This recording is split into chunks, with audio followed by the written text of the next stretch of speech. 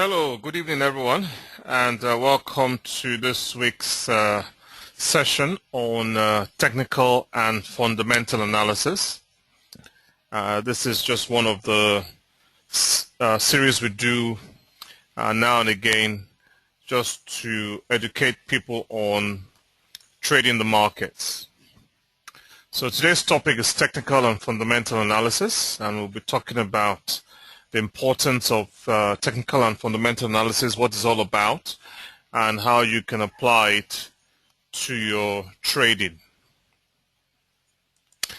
Now we'll start with technical analysis and the definition of technical analysis. What is technical analysis and how is it defined? There are quite a lot of textbook definitions for technical analysis, but a few of the common definitions are as follows. One is it's a method of studying the market activity, and the market activity could be any market you're trading. It could be the forex market, the commodities market, the stock market, or the indices. So it's just a method of studying the market activity and patterns on a chart to discover trading opportunities. So it's just basically you looking at the chart of the market you're trading, studying the patterns of the charts of that market, and trying to figure out ways to trade that market. So that's one definition of technical analysis. Another definition of technical analysis is a graphic representation of price and volume movement over time. So that's another textbook definition of technical analysis, a graphic representation of price and volume movement over time. And the final popular definition of technical analysis is the forecasting of market prices by means of analysis of data generated by the process of trading. So basically what you can see from these three popular definitions of technical analysis is that basically technical analysis is just you looking at a chart to discover trading opportunities. Or a simple term for technical analysis is just chart analysis. So basically you derive your decision making or you look for trading opportunities just by studying the charts of the market you are trading, and that's basically what technical analysis is all about. Now, technical analysis is not just useful to the short-term or intermediate-term trader, but it's also very useful to the long-term investor as well. I mean, it's absolutely crucial for trading. As we all know, trading and investing are two separate things. Trading is short-term, investing is long-term. So as a trader in the short term, technical analysis is very important. It's not so important as a long-term investor when you're looking at a 10 to 20 year horizon as a long-term investor, but it can also help you make decisions as to when to buy as a long-term investor or when to come out of your investment as a long-term investor. So technical analysis can also help the long-term investor as well. But when we come to trading itself, which is what we're focusing on, is trading. To be a successful trader, it is vital to learn how to study charts, because inability to read, understand, and interpret the charts of the markets that you're trading leaves you severely handicapped. And obviously this involves you reading books and articles on technical analysis. So continual education is very important in becoming a successful trader. There's a lot you need to learn about technical analysis. It takes a lot of practice for you to start studying charts, looking at charts, begin to understand how the market works, to chart patterns. So yes, you need to do some work, you need to do some reading, and most importantly, you need to obviously start looking at charts and having some practical experience on looking and analyzing charts. But like I've just said, if you really want to be a successful trader, it's really vital for you to learn how to study charts.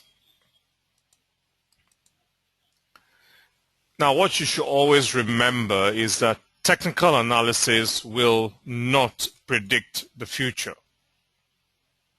That is a crucial statement. So technical analysis will not predict the future, but it will help you assess the market and help you to make logical decisions.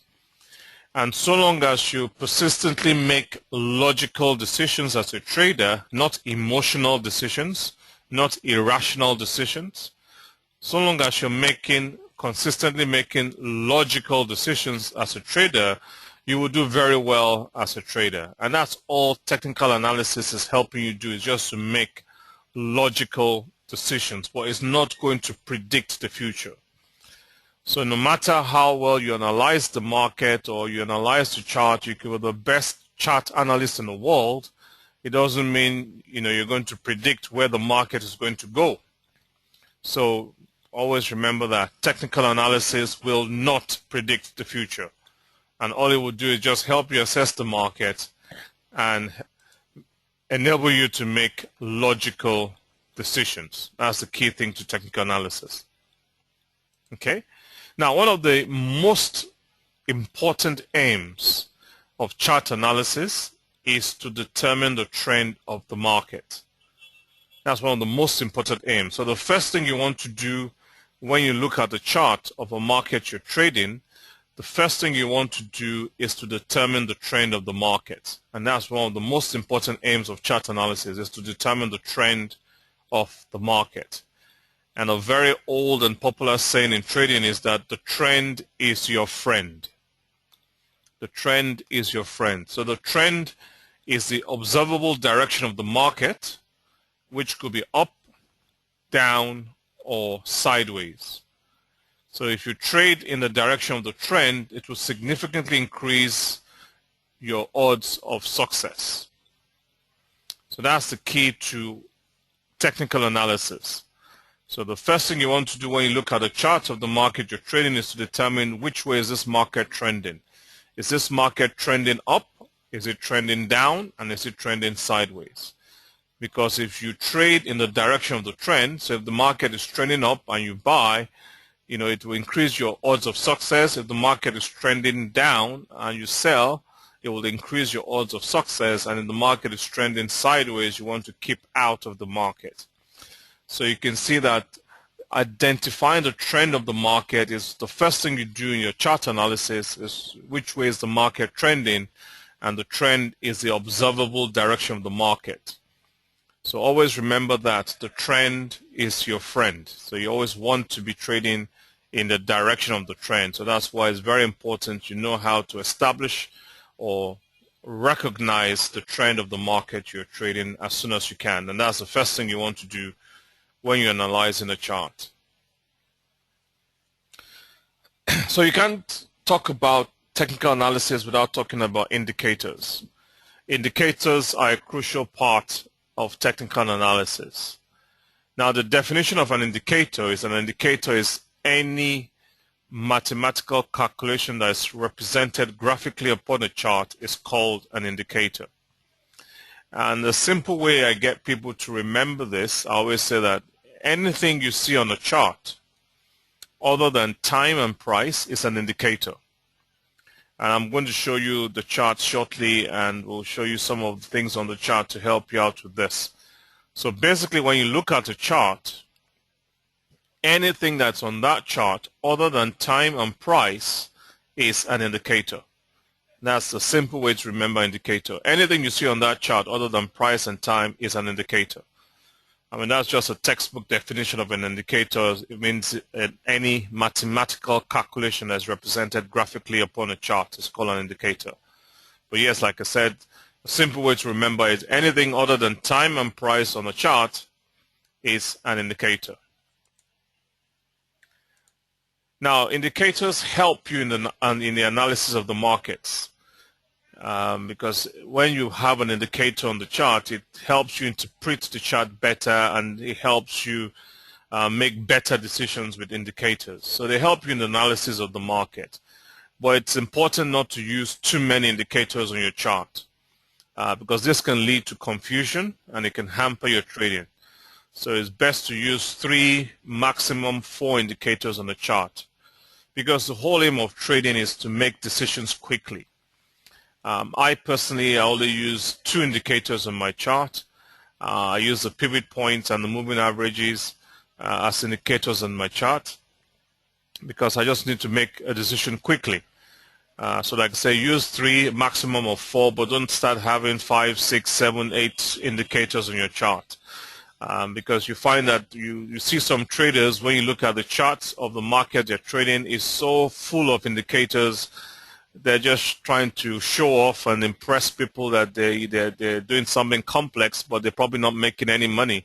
They're probably just losing money, because if you have too many indicators, they start to give you conflicting signals, conflicting triggers, and you just become confused and not know what to do. So like I said, using too many of them can just lead to confusion and hamper your trading. So just use about 3, maximum 4 indicators on a chart. And we'll show you an example of this shortly. In fact, let me just quickly show you an example of what I mean now. So we'll just look at the chart. So this is a chart of the dollar yen. So there's a chart of the dollar yen. This is the dollar yen market, and you can see these lines on the dollar yen. So these 2 straight horizontal lines here are the pivot point lines, same as this yellow line here. In fact, there are 5 of them. There are 5 of those lines. So you see that these are called the pivot point lines that I use for my day trading. They're called the pivot point lines. So the pivot point is an indicator. And then you have this line that is following the market. It's called the moving average. So that's an indicator. And those are the 2 indicators I use with my trading. Obviously, this is the market. You can see these are called candlesticks. Let me make it a bit bigger so you can see them. So they're called candlesticks. So this are called candlesticks, but just the market activity. And then this red line across it, that's the moving average. So I tend to use the moving average and the pivot points as my indicators of choice when I'm day trading. So you can see I just use 2 indicators in my day trading. But you find that some traders, let me just add some more indicators. In their quest to show off to people, they might have lots of other indicators on their chart. So I just add the MACD there. Let me add what else should I add? I just want to add some other indicators there. That's Bollinger Bands. Let me add one more.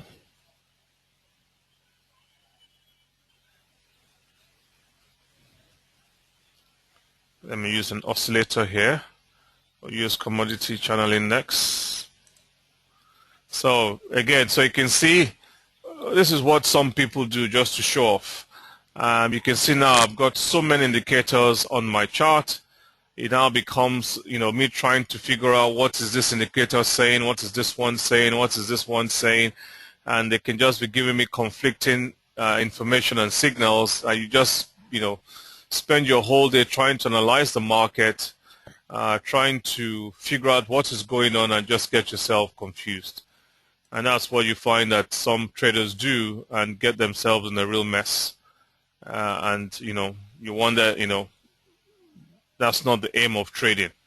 The aim of trading is for you to make a quick decision and decide quickly where you're going to buy, where you're going to sell, and not beating around the bush. So you find that you don't want to be like traders like that, where you're just using too many indicators and confusing yourself. So that was just showing you a bit about indicators there. So like I say, you don't want to use too many of them. Now, indicators are used to determine entry and exit points in the market, and that's the beauty of indicators. Because what indicators do, they help you determine where am I going to enter the market, and now where am I going to exit the market. So that's what indicators do well for you. And again, going back to that example I showed you, let me bring back the charts. So going back to this dollar yen, what I use this pivot points for, they give me a point where I'm going to enter the market. So usually when I'm trading, the market breaks this pivot point line here. It's an indication for me to buy. Obviously, if it falls back down, I can sell below that. So depending on where the market is, I can use that to buy or sell. So it's the same for, I use the same indicator in all markets. Let's bring another one up. So this is let me use the Canadian dollar. So you can see it's the same for US dollar, Canadian dollar. So I can use that as a point of entry. So you can see where the market was trending sideways. Like we said, the first thing you want to do is determine the trend of the market. This is a sideways trend. So as it's going up, I can either buy when it breaks this pivot point resistance here, or I can sell if it breaks the pivot support here. So again, it helps me to determine which part of the market, where am I going to enter the market, and also it can help me determine where am I going to exit the market. So you can see indicators are quite useful in terms of you helping you decide where to enter and where to exit the market. So indicators and technical analysis really makes trading an art and a science, and it's not guesswork, so you know exactly and you can plan where you want to get in and out of the markets. So that's where indicators become very helpful to you as a trader. Obviously, you need to learn more about technical analysis and learn more about indicators and how to apply them properly. As you all know, we do live seminars and 2-day trading master classes to teach you all this in depth, in live and in person, because it's very important you know how to use these indicators properly and apply them properly. So that's the definition and the use of indicators. There are different types of indicators. You have so many of them. You know, there are hundreds of indicators you can use. So you have to be careful also as a trader. You don't try and say you want to study and master all of them. You just try and find out a few that are useful to you, know them very well, and know how to apply them and use them. Because like we said earlier, you don't want to be using 10, 20 indicators on your chart. You just want to use 3, maximum 4. But these are some of the commonly used indicators. Candlesticks, which I use for my price indicator. I use candlesticks, a very popular indicator. You have trend lines, which are also popular. Channels are also popular indicators. Support and resistance, very, very important. You understand support and resistance. Moving averages, you know, I think every trader knows about moving averages. They are, you know, one of the most common indicators used in trading, moving averages, and I personally use them a lot. Pivot points, like I was just showing you on my chart, I use the pivot points a lot myself. Volume indicator, the Fibonacci retracement, oscillators are very popular. Williams percentage are the MACD, the moving average convergence divergence indicator, is also a very popular indicator. So these are some commonly used indicators which you can start to learn about and start to apply in your trading. So you can say you need to do, if you want to be a successful trader and a good trader, you can begin to see now it does involve you doing some private study, some practice on your own. You need to download the platform and start to learn how to look at charts, how to analyze charts. And like I said, if you want to take things further, you can come on our 2-day trading master classes where we can go in depth in all this and help you learn how to use them properly. Or you can do some private study on your own and learn about these indicators in detail. But these are the commonly used indicators in trading. Now, all these indicators are divided into 2 separate types of indicators. You have what we call the leading indicators, which are designed to lead price movements. Although be careful, although they're designed to lead price movements, they're not really going to predict the future. They can just give you an idea of where the market is going, but it's not a guarantee. So don't get caught up by the fact that they're leading indicators that they're going to guarantee you where the market is going. They're just going to give you an idea where the market is going, not a guarantee. So they're designed to lead price movement, so they're called leading indicators. So some examples of leading indicators are the commodity channel index, the relative strength index, and the Williams percentage R. These are some common indicators that are classed as leading indicators. They tend to tell you where the market will potentially be going. So you have the commodity channel index, the relative strength index, and the Williams percentage R are examples of leading indicators. Then we have what we call the lagging indicators. So the lagging indicators, they follow price action, and they tend to be trend following indicators. So they're always behind the market. They follow the market. They follow the price action of the market. Hence, they're called the trend following indicators. And the most popular of these lagging indicators, the moving averages. So that's why you find the moving averages are used a lot to determine the trend of markets, because they're lagging indicators and they follow the market. The MACD is also a lagging indicator. So those are the two very common examples of lagging indicators. So that's just a brief on technical analysis. So we'll come on to fundamental analysis. As we said earlier, technical analysis is just studying the charts, studying price movement on charts, chart patterns, and deciding where to enter and exit the market using indicators on the chart. And that's technical analysis. But with fundamental analysis, that's a different type of analysis. You know, fundamental analysis is an examination of the underlying forces that affect the well-being of the economy, industry groups, and companies. I'll repeat that. You know, fundamental analysis is the examination of the underlying forces that affect the well-being of the economy, industry groups, and companies. So basically what you do in fundamental analysis, you're trying to look at those things that will tell you whether this economy as a country is doing well or doing badly. What are the indicators showing you that this economy is doing badly? What makes this economy tick? What drives this economy? You also, with fundamental analysis, you're looking at the forces or the factors that, you know, help industry groups or bring industry groups down. So if you're looking at the financial sector industry group, you're looking at what are the factors that drive this financial sector. If you're looking at individual companies, like, you know, let's say, for instance, MTN, you're looking at this MTN company and deciding, okay, what are the factors or the underlying forces that make this a profitable company? So that's basically what you do with fundamental analysis. You're just examining the underlying forces that affect the well-being of the economy, which is the country, the industry group or the sector you're looking at, and then individual companies.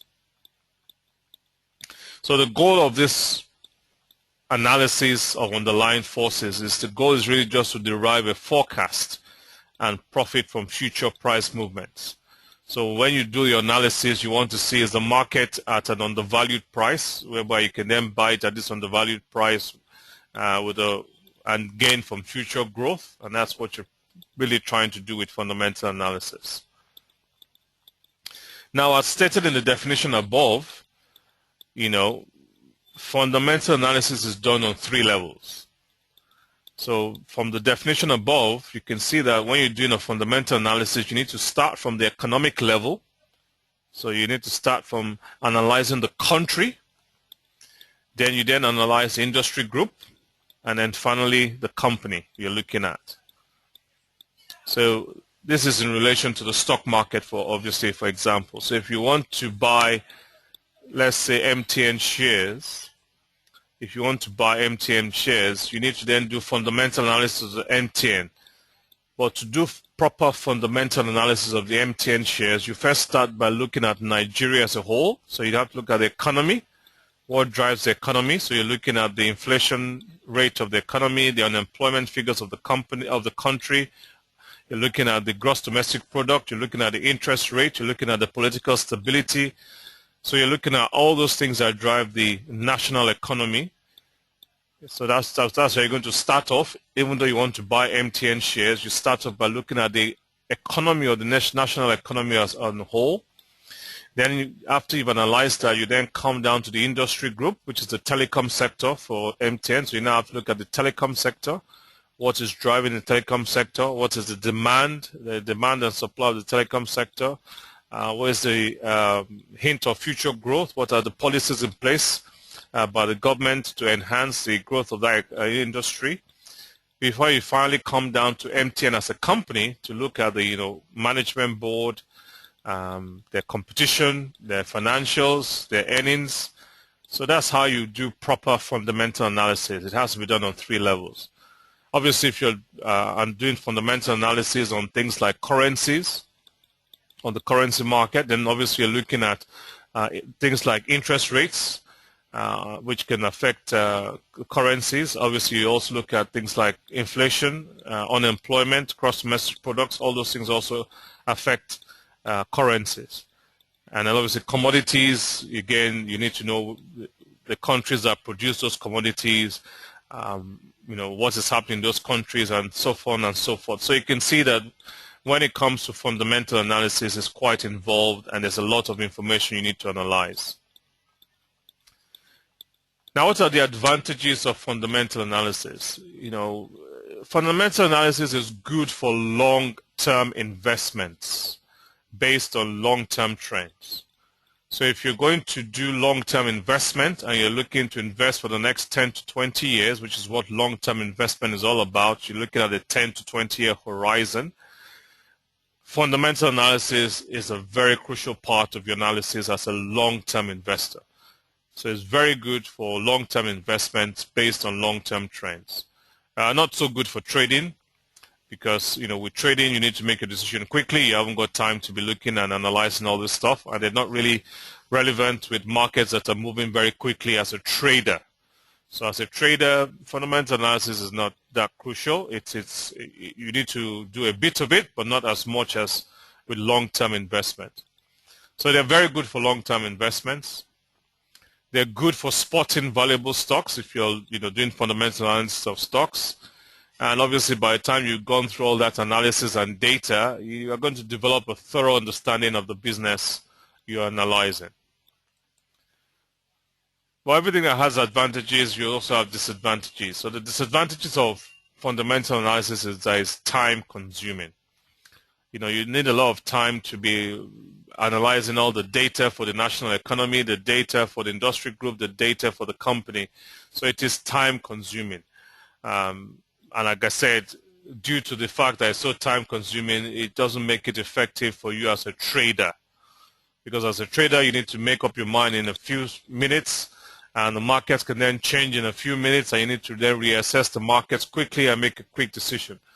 So as a trader, you need to make quick decisions. That's why technical analysis is a huge advantage to traders. For investors looking at the long term, then you've got the time to do your fundamental analysis that is time consuming, and it will benefit you in the long term for a long-term investor. But it is time consuming. The biggest disadvantage of fundamental analysis is that it is subjective. It is subjective because what you decide as a fair value of the stock is just based on your own assumption. Because, for example, you and I can analyze the same economic data, the same company data. We can both analyze the same data, and I can come up with the conclusion that I think from my analysis this stock is overvalued, and you can analyze the same data and come up with the complete opposite conclusion that this stock is undervalued. So it's a subjective outcome of what you then interpret from the analysis of the data you've seen. And then worst of all, you have what we call analyst bias. Analyst bias means that the majority of the information that goes into your analysis comes from the company itself, which could be false information or wrong information. So these are some of the disadvantages of fundamental analysis you need to be aware of. Okay, so that's the talk on technical analysis and fundamental analysis. Like I said, technical analysis is just you looking at the charts, the sign that you're going to trade, looking at the charts. You're just going to look at the trend of the market, see whether the market is going up or down, and deciding with indicators where you're going to enter the market and exit the market. And then fundamental analysis is looking at economic data to make your decisions. Like I said earlier, obviously, if you want to learn more about technical analysis, you can either attend our live seminars or 2-day master classes. You can also, obviously, like I say, you need to start practicing how to analyze charts and start to look at charts. And to do that, obviously, you need to download the platform. You can open a demo account or a live account on our website at dkbMARKETS.com. You can also follow some of my analysis of the market on our Facebook page at facebook.com/dkbMARKETS. And you can also like us on our Facebook page. And we also have some educational videos to help you on our YouTube channel, which is youtube.com/dkbMARKETS. So you can watch some educational videos on our YouTube channel too. And of course, you can follow us on Twitter. We're on twitter.com/dkbMARKETS. So you can follow us on Twitter. You can also ask me questions regarding the markets via Twitter. Okay, so if you have any questions, do click the hand button or send your questions through to the question box. So you can just use your control panel on your computer to either click the hand button or send your questions through to the question box. Obviously, you can also contact me afterwards via our email at info@dkbmarkets.com if you have any questions after this session.